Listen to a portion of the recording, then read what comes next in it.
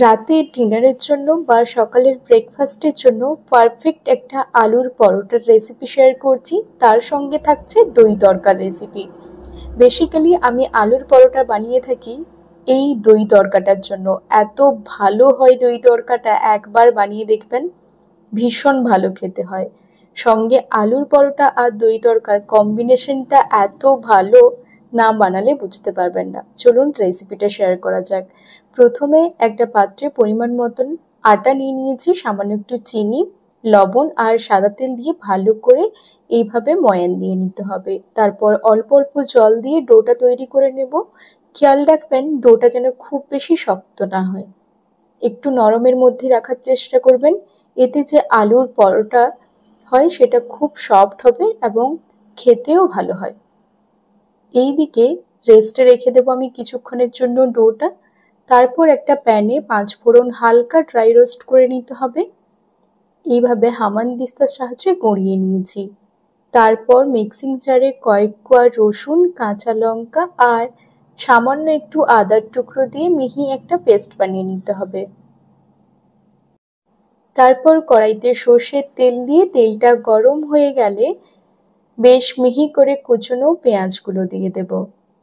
পেঁয়াজটা খুব হালকা আঁচে ভেজে নিতে হবে। যখন একদম বাদামি হয়ে আসবে, খুব ভালো একটা গন্ধ বেরোবে, তখন একটু সাইড করে তারপর মশলাটা দিয়ে দেব।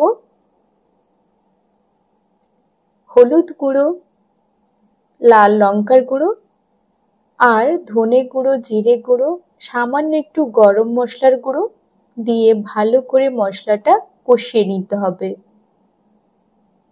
এই সময় গ্যাসের আঁচ একদম কম রাখবেন।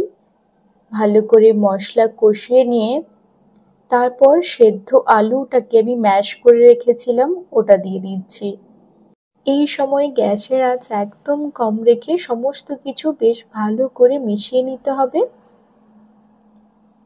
আলুর পরোটার মেন হলো আলুর পুর। আলুর পুরটা বেশ মসৃণ হতে হবে, তবেই বেশ ভালো হয়। স্বাদ মতন লবণ আর 5 ফোড়নের গুঁড়ো দিয়ে আরও কিছুক্ষণ ভালো করে এইভাবে খুন্তির সাহায্যে ডলে ডলে মসৃণ করে নেব। একদম শুকনো শুকনো করে নামিয়ে নিতে হবে। এইদিকে পরোটার জন্য লেচিগুলো রেডি করে নিয়েছি। অল্প আটার গুঁড়ো ছড়িয়ে এইভাবে হাতের সাহায্যে এই রকম আলুর পুর ভরার জন্য রেডি করে নিচ্ছি।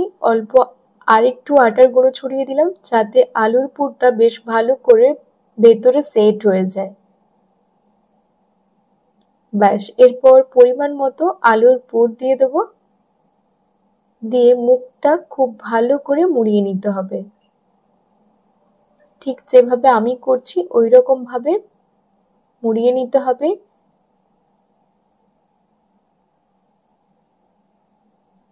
ঠিক একই রকম ভাবে প্রত্যেকটা লেচির মধ্যে আলুর পুর ভরে রেডি করে নেব। দেখতেই পাচ্ছ সবগুলো আমার রেডি করা হয়ে গেছে। এরপর বেলে নেওয়ার পালা।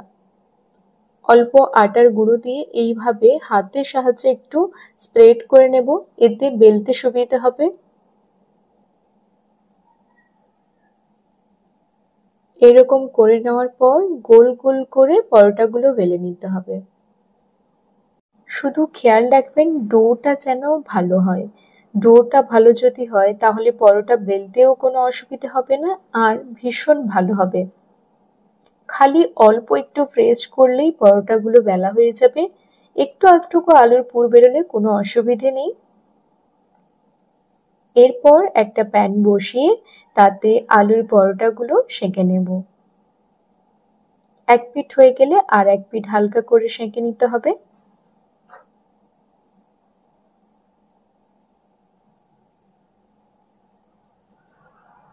এইভাবে দুদিক উল্টে পাল্টে অল্প সাদা তেল ছড়িয়ে লাল লাল করে ভেজে নেব। দেখতে পাচ্ছেন পরোটাটা ফুলে একদম ডোল হয়ে গেছে। আলুর পুরটা যতটা মসৃণ করবেন তাতে পরোটা যেমন পাতলা হবে তেমনি সফট হবে। ব্যাস এইরকম লাল লাল করে ভেজে তুলে নিলেই তৈরি আলুর পরোটা। এরপর বানিয়ে নিচ্ছি দই তড়কা, যেটা না হলে আলুর পরোটা একেবারেই অসম্পূর্ণ।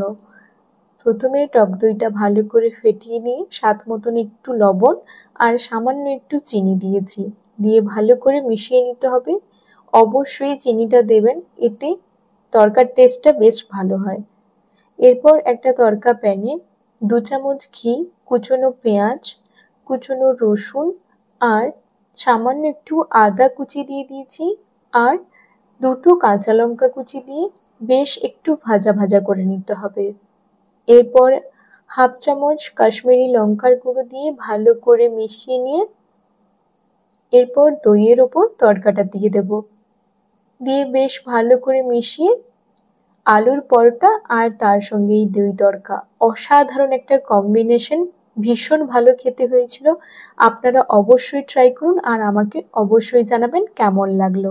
আজ এই পর্যন্ত, দেখা হবে পরে নতুন কোনো রেসিপি নিয়ে। টাটা।